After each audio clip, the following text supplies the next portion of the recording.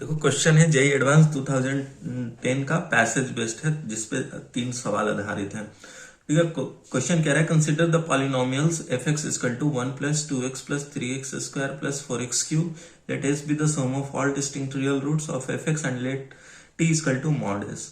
ठीक है, ये देखो पॉलिनोमियल है जो कि क्यूबिक पॉलिनोमियल है। ठीक है, ये पॉलिनोमियल है and s be the sum of all distinct real roots. तो एस क्या है, जितने रियल रूट्स हैं उसका सम है। तो हम पहले इसका क्या करते हैं, एफ डैश एक्स निकालते हैं। देखो एफ डैश एक्स निकाला तो हमें क्या मिला, 2 plus 6x plus 12x square. ठीक है, ये हमें मिला एफ डैश एक्स।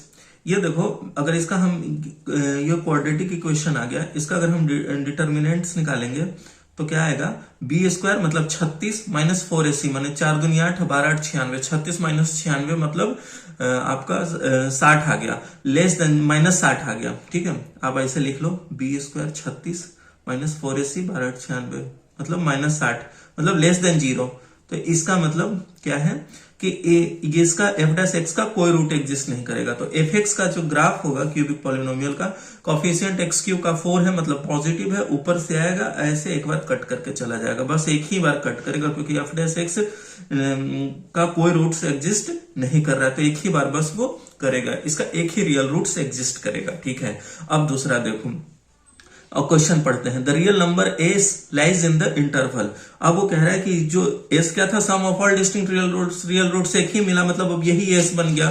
ठीक है, तो अब ये एस कह रहा है कहां लाई कर रहा है, ये कहां लाई कर रहा है। हम देखो सबसे तरीका बताते हैं, 0 रखा झट से 1 आ गया मतलब पॉजिटिव, 0 इधर कहीं होगा। ठीक है, ये हो गया। -1 रखा तो -1 रखा तो क्या मिला, 1 -2 माइनस +3 लिख लेते हैं, एफ ऑफ -1 लिख लिया। ठीक है, तो 1 -2 +3 -4, फाइनली जाके आपको क्या मिला, ये देखो 3 और 1 4 4 4 कट गया, -2 मतलब ये है आपका -1।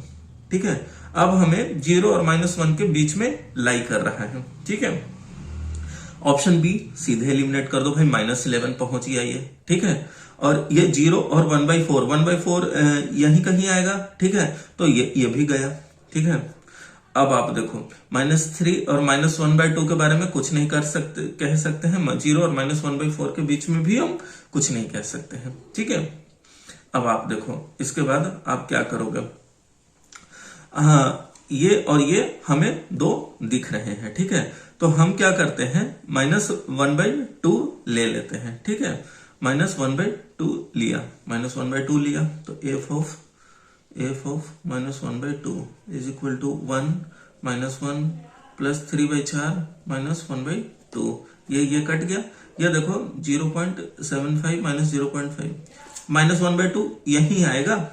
ठीक है, तो इतना जान गए, -1/2 के बीच में से लाई करेगा। ठीक है, 0 और -1/4 यहां आता, -1/4 तो इसके बीच में नहीं है, तो सिंपली सीधे आ गया -3/4। देखो -1/2 पे निकाल लिया, पॉजिटिव वैल्यू आया, तो -1/2 यहाँ, -1/4 कहाँ है, यहां आएगा, तो इसके बीच में नहीं लाई करेगा। तो क्लियर कट हो गया कि ये इसके बीच में लाई करेगा। ठीक है, ये हो गया बहुत आसान तरीका इसको निकालने का। अब अगला क्वेश्चन पढ़ते हैं, the area bounded by the curve y equal to fx and the lines x equal to 0 and y equal to 0 and x equal to t lies in the interval. अब देखो आपसे ये एरिया पूछा है, x equal to t करोगे तो t क्या है, मॉड ऑफ s, मतलब अगर 0.75 और 0.5 के बीच में। ठीक है, तो आप देखो ये और ये 0 वाला ये x एक्सिस है, y एक्सिस है। ठीक है, ये y एक्सिस हो गया, ये x एक्सिस हो गया, ये x इक्वल टू t है। ये एरिया आपसे पूछ रहा है। ठीक है, कितने के बीच में लाई करेगा।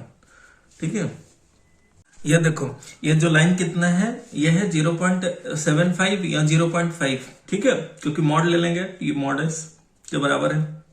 ठीक है, तो इसके बीच में एरिया हम क्या करते हैं, देखो 1 तो इधर ही आएगा, तो भाई इतना तो तय है ना, 0 से 1 के बीच में जो एरिया आएगा उससे कम ही होना चाहिए।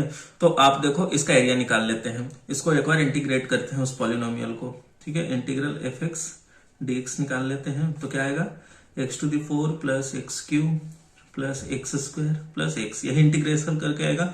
अब देखो अगर 1 से 0 के बीच में निकालें तो फाइनली ये क्या बनेगा, सब 1 1 रखेंगे तो 4 आ जाएगा। ठीक है, तो एरिया क्या कहने का मतलब है, एरिया का जो वैल्यू आएगा वो 4 से कम आएगा।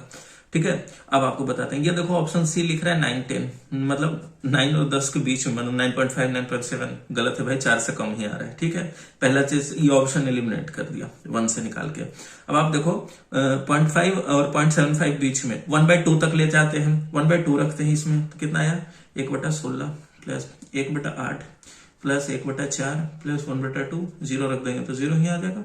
फाइनली इसको अगर किया तो 16, 1 2 4 8, 8 4 12, 12 2 14, 15/16।